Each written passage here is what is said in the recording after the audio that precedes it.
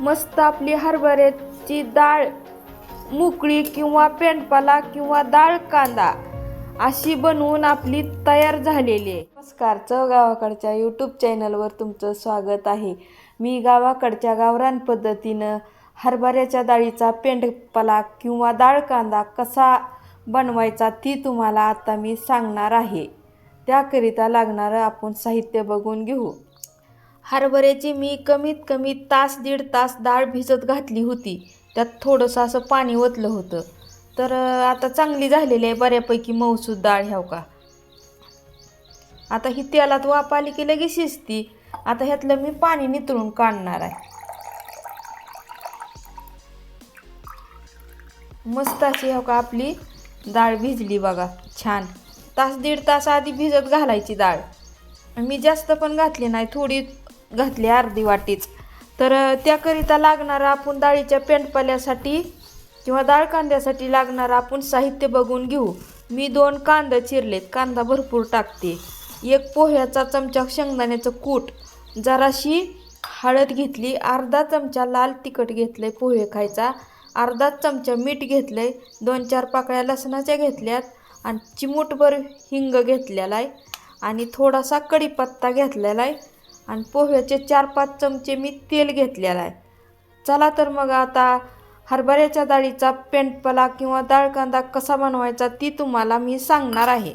आता कढई आपली गरम झालेली आहे, आता तेल टाकून घेते। आपली मगाशी जिरी ह्यात साहित्यात घ्यायची राहिली होती ती आता थोडीशी जिरी टाकून घेणार आहे।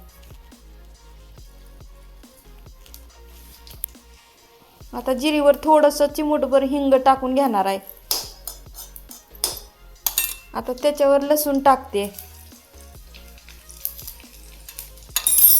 आता कांदा टाकून घेते।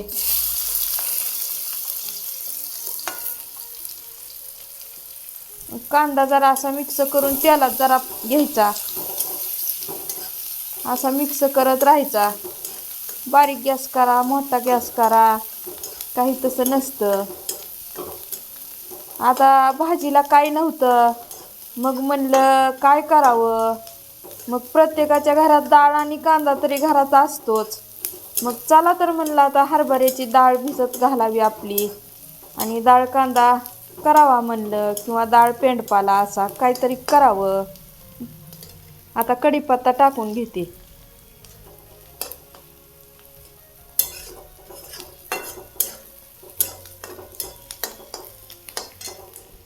आता ही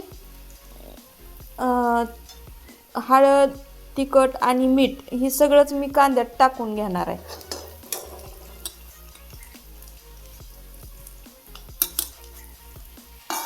असं मिक्स करून घ्यायचं टाकल्यानंतर आता ही डाळ पण टाकणार आहे। ही सगळं आता टाकलंय, असं मिक्स करून घ्यायचं। आता शेंगदाण्याचं कूट पण टाकून देते।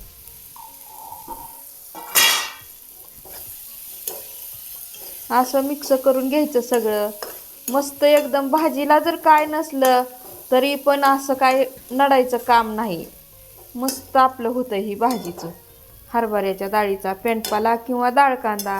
आणि तुम्हाला रशी जर पाहिजे असली तर ह्यात 1 वाटी पाणी ओतू शकता। आता मस्त झालेला आहे ही। आता 1 मिनिटासाठी मी ताट झाकून 1 वाफ आणणार आहे ह्याला।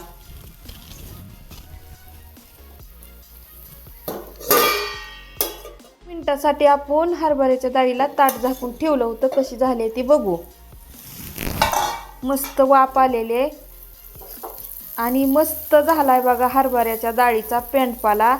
घरभर वास पण सुटलेला आहे। मसाला ही काहीच न टाकता गावाकडच्या पद्धतीनं आपलं ही डाळ आपली हरभऱ्याची बनवून तयार झाली।